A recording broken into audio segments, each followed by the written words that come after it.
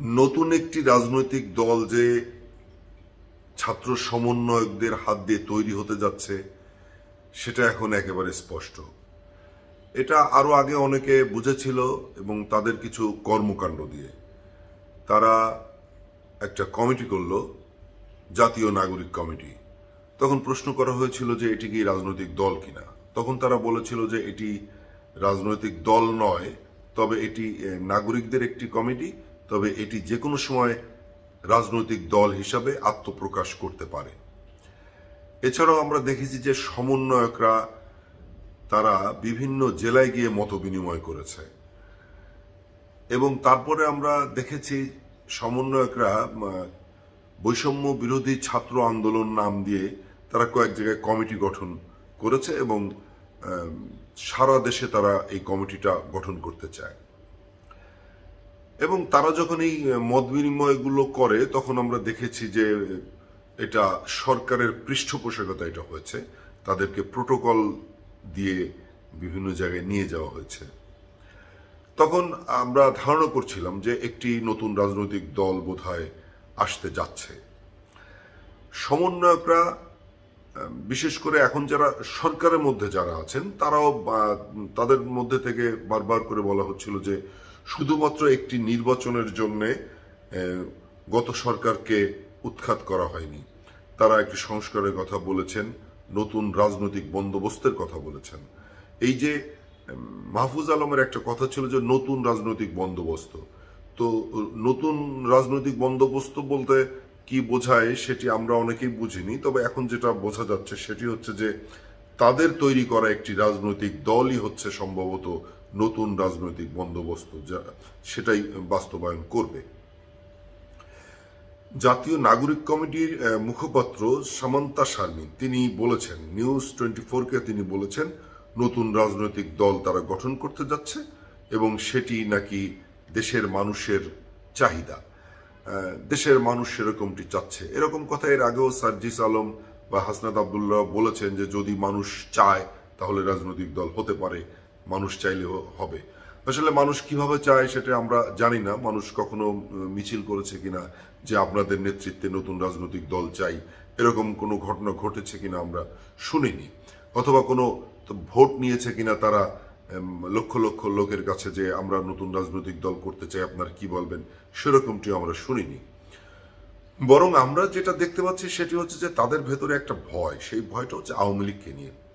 তারা বারবার বলছে যে আওয়ামী লীগ আসলে আমরা থাকতে পারবো না, কেউ বলছে আমাদের ফাঁসি হবে, কেউ বলছে আমাদের মেরে ফেলবে, এই ভয়। এখন আওয়ামী লীগ আসলে বলতে কি, আওয়ামী লীগ আসলে এখানে দুরকম কথা আছে। আওয়ামী লীগ ক্ষমতায় আসলে একরকম ব্যাপার, আর হচ্ছে যে আওয়ামী লীগ যদি রাজনীতিতে ফিরে আসে। শুধুমাত্র তারাই বলছে আওয়ামী লীগ যেন রাজনীতি না করতে পারে, আওয়ামী লীগকে ব্যান্ড করা উচিত, তাদের নিষিদ্ধ করা উচিত, নির্বাচনেও যাতে তারা না দাঁড়াতে পারে। যেখানে বিএনপির মতো একটি রাজনৈতিক দল যারা হচ্ছে গত সরকার দ্বারা সবচেয়ে বেশি নিপীড়িত, সবচেয়ে বেশি তারা মামলা খেয়েছে, মানে বলা চলে যে একেবারে তছনছ করে দিয়েছে বিএনপিকে, সেই বিএনপি কিন্তু ওই ভয়টা পাচ্ছে না। কেন পাচ্ছে না? তারও কারণ আছে। কারণ বিএনপি একটি রাজনৈতিক দল, তারা রাজনৈতিকভাবে মোকাবেলা করতে চায় এবং তারা হয় সক্ষম। কিন্তু এই ছাত্ররা তারা কি আসলে আওয়ামী লীগকে রাজনৈতিকভাবে মোকাবেলা করার সক্ষমতা তাদের আছে? নেই। তাদের হয় কোনো না কোনো রাজনৈতিক প্ল্যাটফর্মে যেতেই হবে, কিন্তু তারা তো কোথাও আর যেতে পারবেন না, কারণ স্বাভাবিকভাবে বিএনপির মতো করছে, অন্যান্য রাজনৈতিক দলগুলো করছে তাদের মতো কাজ। কিন্তু সেই জায়গা থেকে এখন দেখা যাচ্ছে যে তারা একটি রাজনৈতিক দল করবে এবং এটাও শোনা যাচ্ছে যে সেটি হতে পারে নাহিদ ইসলামের নেতৃত্বে। কেননা বলা হচ্ছে যে এই সমন্বয়কদের মধ্যে সবচেয়ে বেশি যোগ্য যিনি, তিনি নাহিদ ইসলাম। তো নাহিদ ইসলাম যদি সেটা করতে চান তাহলে তাকে পদত্যাগ করতে হবে, পদত্যাগ করে দলের হাল ধরতে হবে রাজনৈতিক দলের। এবং এটি আমরা শুনছি যে সামনে যে নির্বাচনটা হবে, যদিও আমরা জানি না সেই নির্বাচনটা কবে হবে, সেই নির্বাচনে এদের নেতৃত্বে, এই ছাত্রদের নেতৃত্বে যে রাজনৈতিক দলটি হবে তারা সেখানে নির্বাচন করবে। তারা হয়তো ভাবছে যে এই যে আন্দোলন করেছে তারা সামনে ছিল, তাদের নেতৃত্বে অনেকেই গেছে, আমরাও গেছি, এদেশের সাধারণ মানুষরা গেছে, রাজনৈতিক দলগুলো গেছে, তারা সামনে ছিল। কিন্তু মূল শক্তিটা তো আসলে তারা না, মূল শক্তিটা তো এদেশের সাধারণ মানুষই ছিল, রাজনৈতিক দলগুলোর লোক ছিল।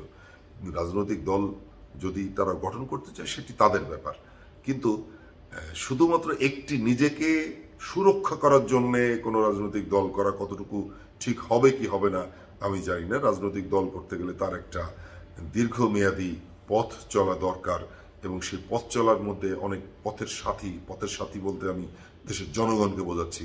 আর সেই রাজনৈতিক দলের কথা যদি মানুষের কথা না বলে, তাদের দুঃখ কষ্টের কথা না বলে, সেখানে তো তারা ভিড়তেও পারবে না, রাজনৈতিক দল হিসেবে কতটুকু দাঁড়াতে পারবে সেটি নিয়ে সন্দেহ আছে। কেননা আমরা তো শুধুমাত্র একটি কোটা আন্দোলন দেখেছি এই ছাত্রদের, এবং তারপরে এক দফা এবং এক দফার পরে তারা সামনে ছিল ঠিকই, কিন্তু পেছনে তো সমস্ত মানুষজন ছিল।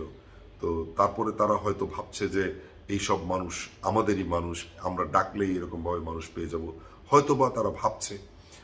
রাজনৈতিক দল করাতে কোনো সমস্যা নেই, করলেই করতে পারেন, সেটি তাদের ইচ্ছা। তবে একটি নতুন রাজনৈতিক দল করে নতুন করে তারা ক্ষমতায় যাবেন এই স্বপ্ন যে দেখছেন সেটিও আমরা বুঝতে পারছি। দেখা যাক তাদের স্বপ্ন কতটা বাস্তবায়ন হয়। তবে সেটির চেয়ে বড় কথা হচ্ছে যে এখন দেশের যে অবস্থা, ইউনূস সরকার একেবারে সবকিছু মিলিয়ে পারছে না কিছুই করতে। এই মুহূর্তে যেটা দরকার সেটি হচ্ছে একটি নির্বাচন। এই নির্বাচনটি যত তাড়াতাড়ি হবে দেশের অবস্থা কিছুটা হলেও স্থিতিশীল হবে। কেননা নির্বাচিত একটি সরকারের কাছে মানুষ জানতে চাইতে পারবে যে এটা হলো না কেন, ওটা হলো না কেন। এখন কার কাছে জানতে চাইবে? কারণ আমি ভোট দিলে আমি তখন বলতে পারবো যে আপনাকে ভোট দিয়েছি, আপনার কমিটমেন্ট ছিল এটা, আপনি করেন এটা। তো আজকে দেশের যে অবস্থা, সেই অবস্থা থেকে উত্তরণের জন্য নির্বাচনের কোনো বিকল্প নেই। সবাই ভালো থাকবেন।